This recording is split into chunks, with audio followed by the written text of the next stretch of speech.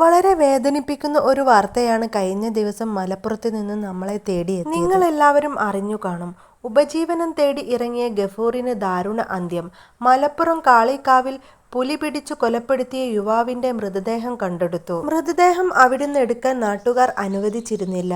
അവർ രോഷാകുലരായിരുന്നു. ഇതിനു മുമ്പും ഒട്ടേറെ ആടുകളെയും പട്ടികളെയും എല്ലാം പുലി പിടിച്ചു കൊണ്ടുപോയപ്പോഴും യാതൊരു നടപടിയും ഉണ്ടായില്ല എന്നും പുലിയെ വെടിവെച്ചു കൊല്ലാനുള്ള ഉറപ്പു നൽകാതെ മൃതദേഹം ഇവിടുന്ന് എടുക്കില്ല എന്നുമായിരുന്നു അവരുടെ പ്രതിഷേധം. ഒരു കുടുംബത്തിലെ എല്ലാ ആശ്രയവുമായ ഒരാളാണ് നഷ്ടമായത്. ആ കുടുംബത്തിന് ഇനി ആരുണ്ട്? വന്യജീവികളുടെ ശല്യമുള്ള പ്രദേശമാണെങ്കിലും ഇങ്ങനെ വീട്ടിലിരുന്നാൽ വീട് പട്ടിണിയാകും എന്നുള്ള ഉദ്ദേശത്തോടു കൂടിയാണ് ഗഫൂർ ജോലിക്ക് പോയത്. കുടുംബത്തിനെയും കൂട്ടി മറ്റൊരിടത്തു പോയി വാടകയ്ക്കെങ്കിലും താമസിക്കാൻ ഗഫൂറിന് ആഗ്രഹമുണ്ടായിരുന്നു. പലപ്പോഴും ആ ആഗ്രഹങ്ങളൊക്കെ പറയാറുണ്ടായിരുന്നു. പക്ഷെ ഗഫൂറിന്റെ സാമ്പത്തിക സ്ഥിതി അതിനൊന്നും അനുവദിച്ചിരുന്നില്ല. എത്ര ദയനീയമായ മരണമാണ് ഈ യുവാവിന് ലഭിച്ചിരിക്കുന്നത് എന്ന് നോക്കൂ. തന്റെ കുടുംബം പുലർത്താൻ വേണ്ടി ജോലിക്ക് പോയ ഗഫൂറിന് സംഭവിച്ചത് തീർച്ചയായും ഗഫൂറിന്റെ കുടുംബത്തിന് ഒരിക്കലും സഹിക്കാനാകാത്തത് തന്നെയാണ്. ജീവനും സ്വത്തിനും ഭീഷണിയായ പുലിയെ വെടിവെച്ച് കൊല്ലണമെന്നാണ് നാട്ടുകാരുടെ അഭിപ്രായം. ആ പ്രതിഷേധം അറിയിക്കുവാൻ തന്നെയാണ് ഗഫൂറിന്റെ ബോഡി അവിടെ നിന്ന് എടുക്കാൻ സമ്മതിക്കാതിരുന്നത്.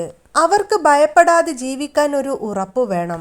ഇനി ഒരാൾക്കും ഇത്തരമൊരു അവസ്ഥ ഉണ്ടാവാൻ പാടില്ല. വനം വകുപ്പിന്റെ അനാസ്ഥ കൊണ്ട് മാത്രമാണ് ഗഫൂർ മരണത്തിലേക്ക് എത്തിയത്. കടുവ പിടിച്ചു കൊലപ്പെടുത്തി ഭക്ഷിച്ചു എന്ന് പറയുന്നത് ഒരു ആടിനെയോ പശുവിനെയോ അല്ല, ഒരു മനുഷ്യജീവനെയാണ്.